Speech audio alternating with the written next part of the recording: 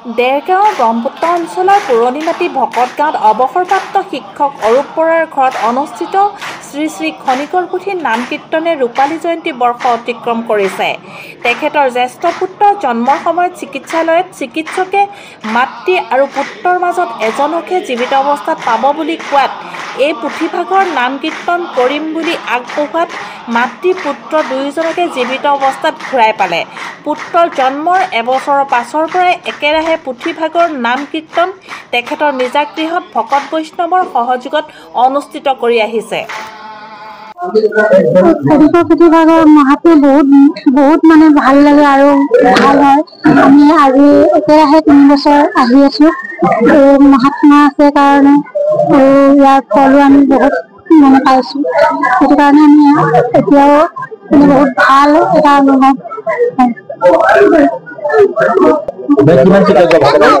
ভগৱানৰ অগাধ ভক্তি আছে। এই ভক্তি থকাৰ কাৰণে এই পুথিভাগৰ আমাৰ দাদাই মোৰ নাৰ্ছিং হোমত থাকোঁতে মোক লেবাৰ ৰুমলৈ যেতিয়া সোমাইছে হেৰিয়লে হেৰি কৰিবৰ কাৰণে অপাৰেশ্যন ৰুমলৈ সোমাই নিওঁতে দাদাই তেতিয়াই কৈছে যে হে ভগৱান, সেই পুথিভাগক কৈছে খনিকৰ পুথিভাগে যেন আমাৰ মানুহ বোৱাৰীজনী আৰু ল'ৰাটো কেঁচুৱাটো যাতে মানে সুকলমে জীৱিত অৱস্থাত পাওঁ আৰু আপোনাক আৰু সদায় আৰু আমি পূজা কৰি থাকিম বুলি সেৱা কৰি থাকিম বুলি ল'ৰাই নাৰ্ছিং হোমতে চলে দিব পৰা নাছিল। তেতিয়াৰ পৰা ভগৱানৰ কৃপাত তেখেতে আমি আনো বুলি তেখেতক আনিব নোৱাৰো। পুথিভাগক আমি সাহস নাই, তেখেতে আহিলেহে আমি আনিব পাৰিম। যিহেতু তেখেতৰ মাহাত্ম্য অতি সকলোৱে জানে। সেইকাৰণে মই পৰালৈকে আৰু তেখেতৰ ওচৰত আৰু শৰণাপন্ন হৈ থাকিম আৰু বিশ্বাস পুৰা আছে, অগাধ বিশ্বাস। নমস্কাৰ, জয় গুৰু শংকৰ। জয় জয়তে আপোনাৰ সকলোৱে আমি আন্তৰিক অভিনন্দন জ্ঞাপন কৰিছো। আমাৰ ডাঙৰ পুত্ৰ যি সময়ত জন্ম গ্ৰহণ কৰিবলৈ যোৰহাটৰ আগৰৱালা নাৰ্ছিং হোমত আছিলে, সেই মুহূৰ্তত নিৰ্দিষ্ট সময় পাৰ হৈ যোৱাৰ পাছত ডাক্তৰে পৰামৰ্শ দিলে যে আপোনাৰ মানুহগৰাকী যিকোনো এটাহে বাচিব, হয় মানুহগৰাকী বাচিব, নহয় সন্তান বাচিব। তাকে চাই আপুনি কি কৰে কৰক, অতি সোনকালে 1 ঘণ্টাৰ ভিতৰত আপুনি অপাৰেশ্যন কৰিব লাগে। তেতিয়া মই দাদাহঁতক, তেতিয়াতো আমাৰ হাতত মোবাইল ফোন নাছিলে, দাদাহঁতক সুধিব লাগিব বুলি ক'লে তেখেতে অকণমান বেয়াকৈ ক'লে। তাৰপাছত মই উপায়ন্ত হৈ পেলাই দাদাহঁতলৈ ফোন কৰি, মানে তেতিয়া আকৌ লেণ্ড ফোনহে আছিলে, ফোন কৰি ক'লোঁ আৰু দাদাহঁতে উপায়ন্ত হৈ ইয়াতে প্ৰভু ভগৱন্তৰ শ্ৰীচৰণ অৰ্থাৎ খনিকৰ মহাজাগৃত পুথিভাগলৈ আগ কৰিলে যে মাক আৰু পুত্ৰ বা সন্তান যাতে জীৱিত অৱস্থাত থাকে, প্ৰভু আপোনাক আমি গৃহাগত কৰাম।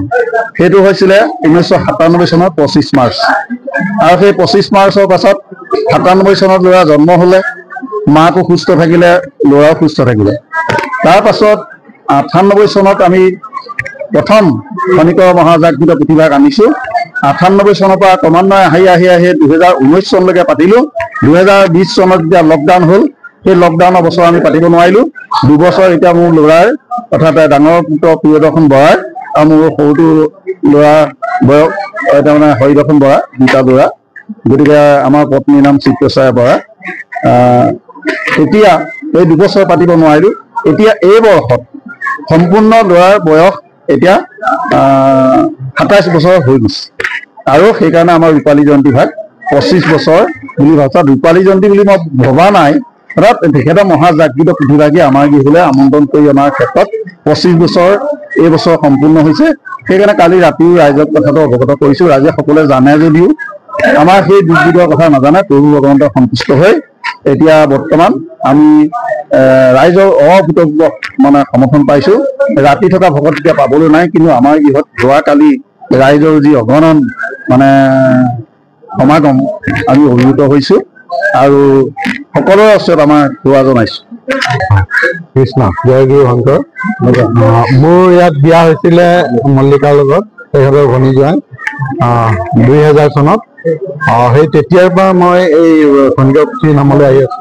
আজি 25 বছৰে মই এই যি খনিকৰ পুথি নাম হৈ আছে তাতে আমি যোগদান কৰি আছোঁ।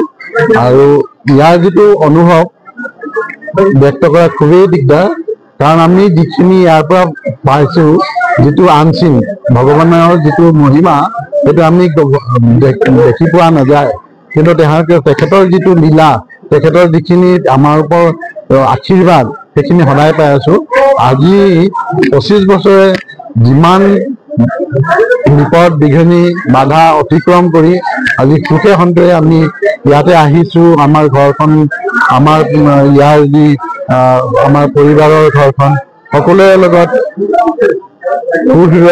আৰু সুসংহতভাৱে আৰু সকলোকে সশ্ৰদ্ধ মৰম আৰু আৱেগিক হিচাপে থাকো ইয়াৰ গাঁওখনৰ প্ৰতিজন যিজন ব্যক্তি আছে প্ৰতিজন বাচ্চা প্ৰতিজন মানে আমাৰ বয়োজ্যেষ্ঠ নাগৰিকসকল আছে তেওঁলোকৰ সমানে মই হেৰি কৰো কাৰণ মই ৰঙিয়া যদিও আচলতে আমাৰ ঘৰ ডিব্ৰুগড় আছে মই এতিয়া এডিশ্যনেল হেল্থ ডিৰেক্টৰ হিচাপে কাম কৰি আছো মালিগাঁৱত থাকো মোৰ পত্নী মল্লিকা বৰা শইকীয়া তেখেতেও চেণ্ট্ৰেল কণ্ট্ৰলত চিফ ইনচাৰ্জ হয় আমি দুইজনে তাত থাকো আৰু আমাৰ যিমান ধৰক বেছিভাগ গুৱাহাটীলৈ নিব লগা আমাৰ ব্যৱস্থা এতিয়া কৰিব পৰা নাই আমিও ভাবিছো হয় হয় তাৰমানে পুথিভাগ আদৰিবৰ কাৰণে বহুত কিবা নিয়ম চিয়ম কৰিব লগা হয় কিন্তু আমাৰ গুৱাহাটীলৈকে যাব লগা হয় কাৰণে বহুত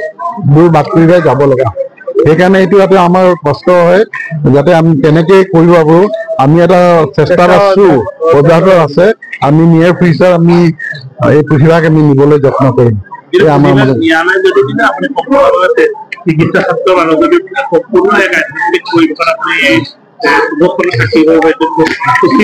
হয় হয় এই পুথিভাগৰ মহিমা অনেক কাৰণ মোৰ প্ৰতিটো ক্ষেত্ৰতে দেখিছো নিজৰ চাকৰিৰ ক্ষেত্ৰতে নিজৰ শাৰীৰিক ক্ষেত্ৰতে মানসিক ক্ষেত্ৰতে আৰু আধ্যাত্মিক ক্ষেত্ৰতে কাৰণ মোৰ তাত এখন নামঘৰ আছে বিজি কলনী ৰাজহুৱা নামঘৰ য'ত মই সেই নামঘৰৰ 2016 পৰাই প্ৰেচিডেণ্ট হিচাপে আছো আৰু সেইভাগ নামৰ একেও সৰু নামঘৰ আছিলে এতিয়া খুব ডাঙৰকে আমি পাতি লৈছো আৰু সেই নামঘৰতে মই পুথিভাগ নিয়াৰ কথা ভাবি আছো আৰু আমাৰ এজন অত্যন্ত ভক্ত তেখেতৰ নাম হৈছে আমাৰ ইয়াৰে গোলাঘাটৰ তেখেত আমাৰ যি বিভাগ পুথি নিয়াৰ কথা পাইছে তেওঁলোকৰো চিন্তা চৰ্চা কৰি থকা গৈছে তেখেতো আমাৰ লগত আহিছে এই আমাৰ নমস্কাৰ মই আপোনালোকৰ চেনেললৈ অভিনন্দন জনালো এই পুথিভাগৰ মহিমা অনেক তাৰমানে কি আমাৰ মোৰ ঘৰ গোলাঘাট বকলাই মানে কি কমাৰবন্ধা বকলাই তাতে ঘৰ আছে এই তাতে মানে কি আমাৰ গাঁৱৰ অঞ্চলত দিয়ে আমি হেৰি কৰোঁ কাৰোবাৰ মানে কি ঘৰত কিবা কিবি প্ৰব্লেম থাকিলে পুথিভাগ মানে কি আগবঢ়াই তেওঁলোকে মানে সুফল পায় তাৰপৰা তেতিয়াৰ মই শ্ৰদ্ধা ভাৱ থাকিলে এই বয়সলৈকে এতিয়া আছে আমি এই ছাৰৰ লগত গুৱাহাটীত লগ হৈ ডক্টৰ ছাৰৰ লগত লগ হৈ পেলাই আমি চিন্তা চৰ্চা কৰি আছো গুৱাহাটীলৈ মানে তেখেত